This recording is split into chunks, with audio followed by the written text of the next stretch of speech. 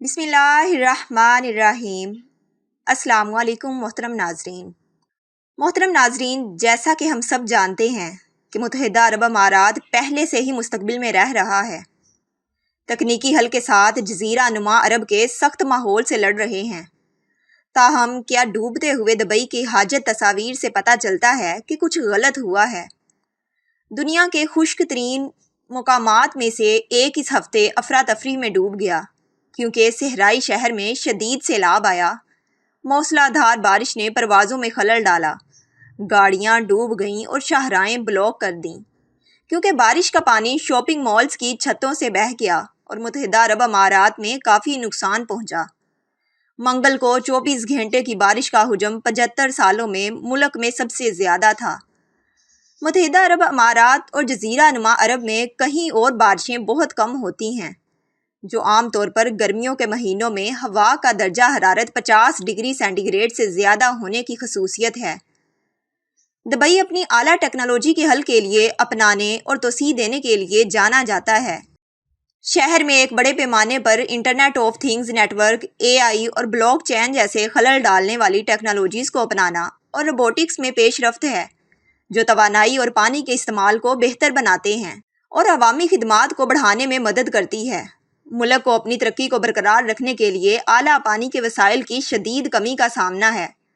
World resource انسٹی ٹیوٹ کے مطابق ملک دنیا میں سب سے زیادہ پانی کے دباؤ والے ممالک میں سے ایک ہے۔ موجودہ طوفان نے اس بحث کو جنم دیا کہ قصور کیا ہے اور کیا یہ انسانی غلطی ہو سکتی ہے۔ UAE بارشوں کو بڑھانے اور پانی کی فراہمی کو بڑھانے کے لیے کئی دہائیوں سے کلاؤڈ سے نگرانی مستقبل کی آواز والی تکنیک کا استعمال کر رہا ہے۔ اگرچہ ماضی میں مصنوعی بارش کے تجربات دبئی میں سیلاب کا باعث بن چکے ہیں۔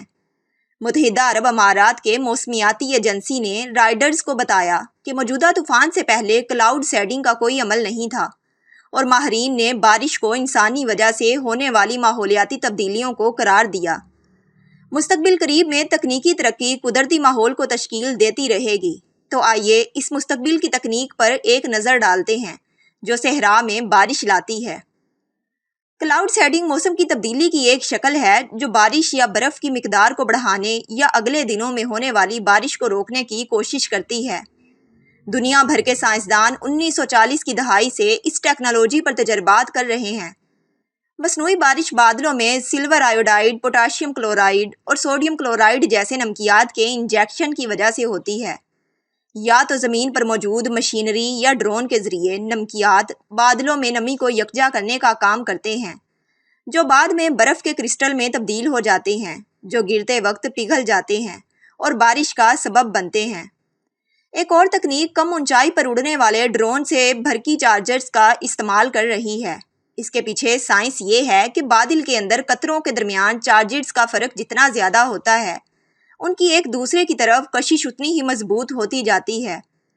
ہوا میں برقی اخراج بادلوں کے اندر بوندوں کے ضم ہونے کی حوصلہ افزائی کر سکتا ہے، جو بلاخر بارش کی تشکیل کا باعث بنتا ہے۔ تاہم کلاؤڈ سیڈنگ ٹیکنالوجی وغیرہ بادلوں کے آسمان میں معجزے نہیں کر رہی ہے۔ بارش شروع کرنے اور اس کا بوجھ بڑھانے کے لیے نمک کے ذرات کو پہلے سے بنے ہوئے بادل میں داخل کیا جانا چاہیے، جس میں نمی موجود ہو۔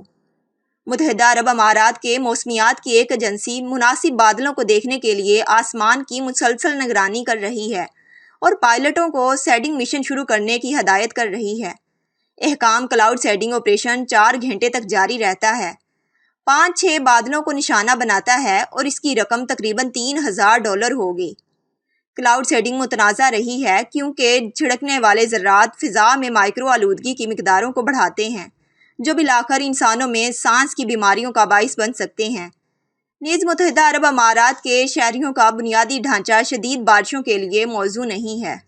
تو کیا ہم کہہ سکتے ہیں کہ دبئی میں آنے والا سیلاب اور بارشیں کیا یہ قدرت کے ساتھ چھیڑ چھاڑ تھی یا پھر اللہ کی طرف سے آنے والا ایک عذاب؟ جیسا کہ ہم سب جانتے ہیں کہ جزیرہ نما عرب زیادہ تر صحراؤں اور بیابانوں پر مشتمل ہے۔ یہاں پر بارشیں بہت کم ہوتی ہیں، لیکن جب بھی بارشیں زیادہ ہوتی ہیں تو وہاں پر سیلاب آتے ہیں۔ اس حوالے سے کامنٹ باکس میں اپنی رائے کا اظہار ضرور کیجیے گا۔